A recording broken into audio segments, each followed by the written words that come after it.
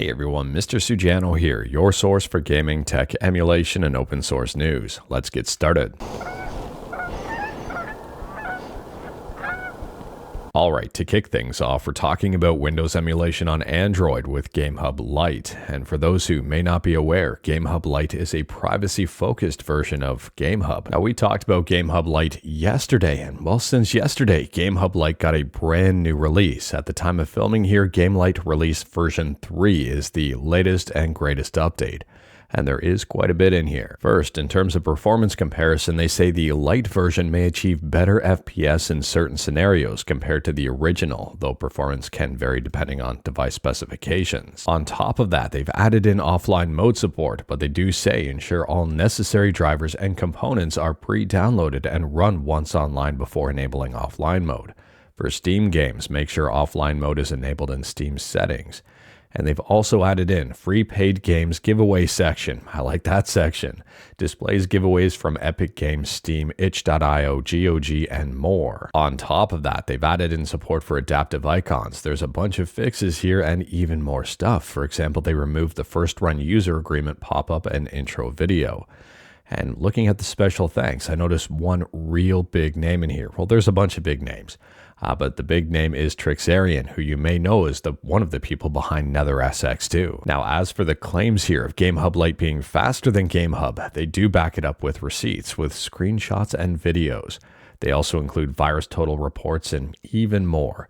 If you're interested and wanted to learn more about this one, like everything we talk about, link will be within the GitHub link in the bottom of the description below. I don't hide my sources. And if you use GameHub Lite, let me know your thoughts about it compared to GameHub. And on a quick side note here, in terms of performance, someone up on Reddit Emulation on Android posted this video. It's titled Retroid Pocket 3 Plus Running Oblivion with GameHub Lite v3. And taking a look at the frame rates here, they're kind of all over the place, but it is getting well above 30 frames per second in some situations. I'm guessing the more stuff on the screen here is really affecting the frame rates, but taking a look, I mean, it's above 40 frames per second in some areas. And speaking about stuff posted up on Reddit Emulation on Android, next up here, we're talking about an interesting video comparing Pokémon ZA versus Assassin's Creed 2. And the title of this one, Pokémon Legendary ZA versus Assassin's Creed 2 is embarrassing. And I may agree with that post title. I mean, taking a look here, this is Pokémon ZA, and well, here is Assassin's Creed 2. Let me know your thoughts about this one in the comments below. What game to you looks better overall? I would say here that Dude Teaching 6974 is sharing similar sentiments that I have. Nobody wants hyper-realistic Pokemon, but I'd agree that Legends ZA looks awful by modern standards. Game Freak at this point should fully embrace cel-shaded graphics like Breath of the Wild and Tears of the Kingdom. I mean, I think this person is saying it great. And speaking about great, next up here we're talking about custom drivers for Snapdragon CPUs. And if you've got a Snapdragon CPU, aside from something like a Snapdragon 8 Elite, you might be excited to know that there are brand new drivers that have just been released, custom drivers. At the time of filming, version 26.0.0 revision 1 is the latest and greatest update. And I think it's worth pointing out here that Mesa Turnip drivers are very experimental. Sometimes they work better with certain devices in certain games and certain programs than others. And it may be a touch-and-go thing to determine what works best. And speaking about Snapdragon, next up here we're talking about the AYN Thor, which either features the Snapdragon 8 Gen 2 in the normal version or the Snapdragon 865 in the Lite version. Anyway, someone compared the black and rainbow Thor side by side. It's up on Reddit Odin Handheld. Let me know your thoughts on which one you think looks better in the comments below. I mean, in some situations, I would say in low light situations, the black version looks better.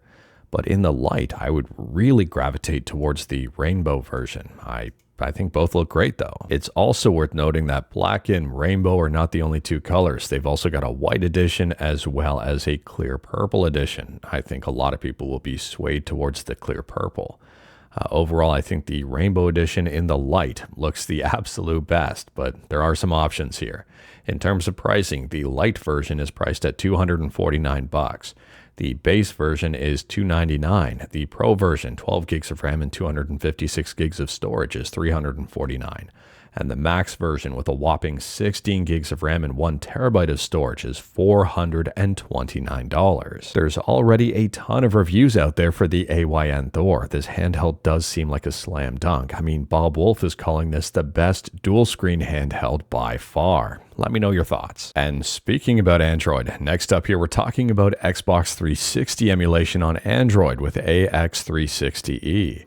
And there's a brand new video up on YouTube showcasing this emulator in action. At this point in time, the emulator seems extremely experimental. It does seem to be running lighter weight titles fine, but when it comes to a few heavier weight titles like Street Fighter 4 here, the frame rate takes serious dips, and this may also be because of the device. For those wondering, this is an AYN Odin 2. Yeah, we're talking about AYN again. Anyways, here, let me know your thoughts about this one. I'm assuming that it's going to be on the Google Play Store. Ooh, that looks bad. I'm assuming it's going to be on the Google Play Store at some point in time. And speaking about upcoming stuff and points in time, next up we're talking about Palworld. And if you're a fan of Palworld, you might be excited to know that Palworld is getting a Halloween update on October 23rd, so just in a couple of days, at least at the time of filming. Unfortunately, I don't have a whole lot of details just yet, and I'm guessing we'll probably talk about this one once we find out more information on the matter. But if you are a fan of Palworld, you may want to mark your calendars. And speaking about stuff coming out soon, next up we're talking about the exact opposite, and this news may not necessarily be great to hear if you are looking forward to it. But it's being reported and rumored that the Final Fantasy IX Remake is currently on pause. Feel free to check out the Insider Gaming for more information on the matter, but at this point in time, we have no idea why this game is paused or if it's going to be paused forever and basically canceled or what exactly is going to happen here. But I think this sentence does a great job at summing things up. Seems like Final Fantasy IX's remake is in real trouble. And speaking about the future of stuff being in trouble, next up we're kind of talking about the exact opposite of that. We're talking about the future of something arguably being fairly secured, and that's the future of Xbox. So in an interview over here on Variety, Sarah Bond has confirmed that the next series of Xbox is in development. Now this article is mainly surrounding the Xbox Ally and Xbox Ally X, including the pricing which is reportedly set by Asus, and also the fact that they sold out on the Xbox Store. And that Microsoft was focusing on software here and for an optimized experience, which I could argue a little bit about the optimized experience part. Anyways, they say here, and this is big, we have our next-gen hardware in development. We've been looking at prototyping, designing. We have a partnership we've announced with AMD around it. So that is coming. There have been a number of rumors about Xbox leaving the console market, about leaving development, and that doesn't seem to be the case. I mean, listen to this quote right here, this sentence. We are 100% looking at making things in the future. However, and this is the big however, the choice of wording here absolutely matters. Sarah Bond doesn't say 100% committed, guaranteed to making things in the future. They use the word of looking. 100% looking at prototyping. For comparison here, I could say I'm looking at making 11 million billion infinity consoles. Is it practical or feasible or even possible? No, absolutely not. But I could be looking at it. Anyways, here, I think this has a little bit more substance to it, but at the same time, we're going to have to wait and see. And speaking about making things, next up here, we're talking about Take Udon, who is making something brand new that I think is also going to shake up the industry. So we've talked about the upcoming SuperStation 1, the FPGA PS1 console that's priced at about $150. Well, look at this here. Take Udon says, we prototyped some $10 PS1 PS2 memory cards for SuperStation. They work very well. Now, unfortunately, I don't know if $10 is going to be the long-term price for this or the initial price or if everything is confirmed just yet. We're going to have to wait and see. When the SuperStation 1 initially launched, it was priced at $149 for founders and friends.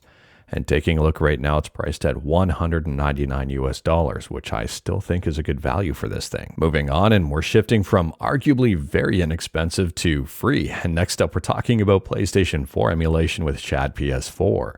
And ShadPS4 got an interesting update. So there's a really interesting pull request here on ShadPS4's GitHub, and it's titled Remove QT from Emulator. And this one is from George Morales, the main person behind ShadPS4. And they say here, as from version 0.12.0 release, QT will be removed from the emulator. We already have 2 possible launchers on production to be used. One of those is ShadPS4 QT Launcher, which was extracted from ShadPS4 SRC. And the second one is the Vinicius launcher. Now, they do say here this pull request will stay open until launchers will be ready for production sometime this month.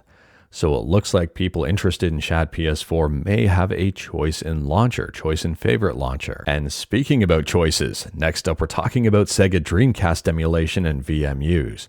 And Derek Pasquarella has just announced a very cool new project, a very cool new tool here. And he says, presenting a simple little tool, Dreamcast Disk Image ID Changer. So this tool is up on GitHub, and in the description it says a utility for easily modifying a Dreamcast disk image's product ID. Patching a disk image's product ID is particularly useful for indie homebrew games that share generic IDs and thus cause overlap issues with things like automatic virtual VMU solutions. If you are interested and wanted to learn more about this one, I would recommend checking out the GitHub, and I think for homebrew developers, this tool is going to be very handy. And speaking about development, next up we're talking about a Linux desktop environment known as KDE Plasma, which I'm assuming a lot of people familiar with Linux are familiar with. Anyways here, KDE Plasma 6.5 just launched. Now, I don't know about you, but I would say this is a pretty big update for KDE. They've included here automatic theme transitions. Configure when your theme will transition from light to dark and back. Personally, I'd just keep my theme as dark and leave it. Anyways, Zoom now swoops in to where you type. And even if you type it in wrong, KRunner will find it. On top of that here, there's clipboard improvements. So this new improvement here, new feature on the clipboard is called pinned clipboard items, which lets you save text you use regularly into the clipboard so you don't have to keep copying them over and over again. On top of that, there's a whole bunch more features, fixes, and even more. They're even saying it looks better and performs better. So for example here, displaying HDR content has been tweaked and it looks better than ever. And for performance, they've added support for overlay planes, which promise to reduce CPU usage and power draw when displaying full screen content using a compatible GPU. And speaking about updates that end in 0.5, next up we're talking about Super Tux Kart. What a terrible segue. Anyways here, if you're a fan of Super Tux Kart, or if you don't know what it is, there's a new video on YouTube showcasing version 1.5. Now this update has a whole bunch of stuff in it. There's new soccer fields, new egg hunts, new skins, a benchmark mode, improved video settings, bug fixes, and even more. This is a pretty content-heavy update. If you are interested in Tux Kart, it's 100% free and open source, and like everything we talk about, link will be within the GitHub link in the bottom of the description below. I'll drop a link to this YouTube video, which has a whole bunch of very helpful links. And I'll drop a link to their blog post with an announcement of all the very specific changes. And speaking about game announcements, next up we're talking about Blackwood. And if you're a fan of John Wick, you might be a fan of Blackwood. So Blackwood is set in 2012 New York City, and it looks a lot like John Wick. Blackwood is up on Steam and available to be wishlisted. It's set for release in summer of 2026. And taking a look here, the same developers are behind the game 0 Hour, which has a mostly positive review score with a recent mixed overall review. And speaking about game releases, next up here, if you're a fan of The Simpsons Hit and Run, you might be a fan of this if you're a fan of modding or a fan of Futurama. So Futurama Hit and Run, the demo, has just been released and also announced. And taking a look on YouTube here, it seems that The Simpsons Hit and Run has completely been overhauled here to look like Futurama. So the Futurama Hit and Run demo is up on Mod Bakery. At the time of filming, the latest and greatest version here is version 0.1.0. Keyword is demo. It's currently a demo. I'm guessing it's going to be built up in time here, but the demo currently contains 4 story missions, 1 bonus mission, 1 wager race, 3 street races, 4 costumes, and 6 vehicles, and even more. And last up here, we're shifting from demo to full release and talking about Astro Climber. And if you're a fan of the Sega Mark III, you might be a fan of Astro Climber here. So this game is currently up on itch.io for 100% free, or name your own price if you wanted to support the developer. They say the release of this game celebrates the 40th anniversary of the Sega Mark III console in Japan. The game is free, but if you'd like to support the developer, please consider making a small donation. And for those not familiar with Astro Climber, it's a vertically scrolling arcade action game for the Sega Master System Mark III console.